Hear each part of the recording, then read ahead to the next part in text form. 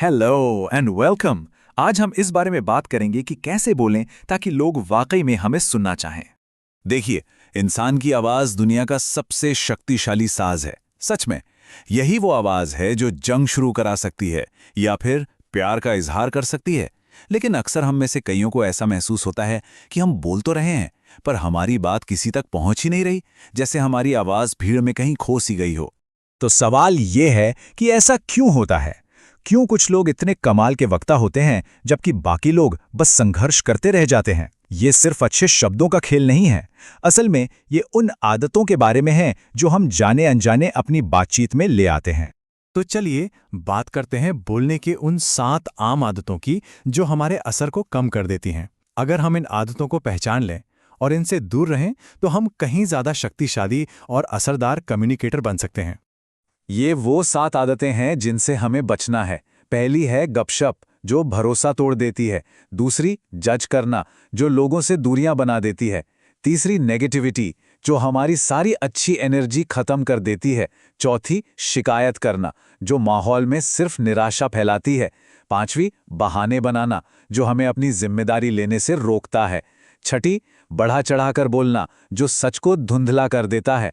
और सातवीं, डॉगमैटिज्म, यानी कट्टरता, जो दूसरों की राय का अपमान है। चलिए, इनको थोड़ा और करीब से समझते हैं। जब हम गॉसिप करते हैं तो हम किसी ऐसे इंसान की बुराई कर रहे होते हैं जो वहां है ही नहीं। इसी तरह जज करना, ये तो बातचीत का दरवाजा ही बंद कर देता है ना? कोई भी ऐसे इंसान से बात नहीं करना चाहेगा जिसे ये लगे कि उसे हर बात पर परखा जा रहा है। नेगेटिविटी और शिकायत करना, ये दोनों तो एक वायरस की तरह हैं जो पूरे माहौल में उदासी फैला देते हैं। और बहाने बनाना, वो तो बस अपनी गलतियों का ठीकरा दूसरों के सिर फोड़ना हुआ। फिर आता है एग्जैजरेशन, यानी बढ़ा चढ़ाकर बोलना, जो धीरे धीरे झूठ बोलने की आदत बन जाता है। और आखिर में डॉगमैटिज्म, मतलब अपनी राय को ऐसे बताना जैसे वही सच हो। ये सारी आदतें मिलकर हमारे शब्दों का वजन खत्म कर देती हैं। तो अब जब हमने ये देख लिया है कि किन आदतों से बचना है, तो चलिए अब उन 4 मजबूत पिलर्स पर ध्यान देते हैं जिन पर हम अपनी असरदार बातचीत की इमारत खड़ी कर सकते हैं। ये 4 सिद्धांत मिलकर एक शब्द बनाते हैं, हेल। इसका मतलब होता है किसी का गर्मजोशी से स्वागत करना। और इसे ऐसे ही सोचिए, क्योंकि जब हम इन सिद्धांतों को अपनाते हैं तो हमारे शब्दों का भी लोग पूरे उत्साह से स्वागत करते हैं। इसमें सबसे पहले है एच, यानी ऑनेस्टी या ईमानदारी। इसका मतलब है अपनी बातों में सच्चे रहना, बात को घुमाने फिराने की बजाय साफ और सीधी तरह से कहना। इसके बाद है ए, ऑथेंटिसिटी के लिए। इसका मतलब बहुत सीधा सा है, जैसे हैं वैसे रहें, किसी और के जैसा बनने की कोशिश ना करें। जब हम अपनी सच्चाई के साथ खड़े होते हैं तो लोग हम पर ज्यादा भरोसा करते हैं।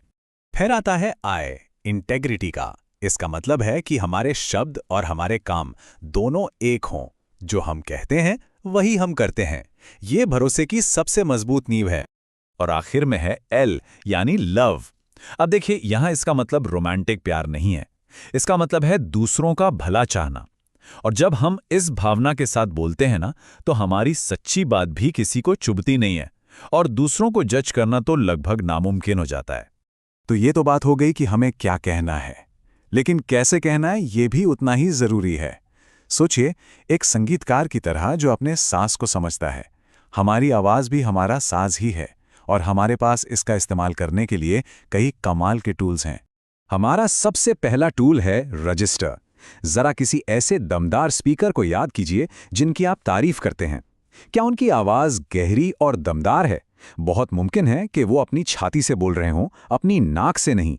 गहरी आवाज में एक वजन और अथॉरिटी महसूस होती है। इसके बाद आता है टिम्बर, यानी आवाज का टेक्सचर कैसा है, क्या वो गर्म और मुलायम है? फिर है प्रसोडी, मतलब आपकी आवाज का संगीत। कहीं आप एक ही सुर में तो नहीं बोलते। आवाज में उतार चढ़ाव उसे सुनने में अच्छा बनाता है। रफ्तार भी बहुत मायने रखती है। उत्साह दिखाने के लिए तेजी से बोलें, किसी बात पर जोर देने के लिए धीरे बोलें। और हाँ, कभी कभी एक पल की खामोशी शब्दों से ज्यादा कह जाती है। पिच और वॉल्यूम से भी हम अपनी बातों में जान डाल सकते हैं, कभी एक्साइटमेंट के लिए जोर से तो कभी किसी का ध्यान खींचने के लिए धीरे से। और एक बात, हमें शॉर्टकास्टिंग से बचना चाहिए। पता है ना, जब हम बस या ट्रेन में होते हैं और कोई फोन पर जोर जोर से चिल्लाकर बात कर रहा होता है, अपनी आवाज दूसरों पर थोप रहा होता है, बस हमें वैसा नहीं करना है। जैसे एक एथलीट बड़े मैच से पहले वार्म अप करता है, ठीक वैसे ही एक स्पीकर को भी किसी ज़रूरी बातचीत से पहले अपनी आवाज़ को तैयार करना चाहिए। ये कुछ बहुत आसान एक्सरसाइज हैं जो हमारे वोकल इंजन को स्टार्ट करने में मदद करती हैं, ताकि जब बोलने का समय आए तो हमारी आवाज़ हमारा पूरा साथ दे। हम आज एक ऐसी दुनिया में जी रहे हैं जो शोर से भरी हुई है, बाहर का शोर भी और हमारे अंदर का शोर भी। तो ऐसे में हम इस शोरगुल के बीच अपनी आवाज़ कैसे पहुंचाएं और दूसरों की आवाज़ को कैसे सुनें?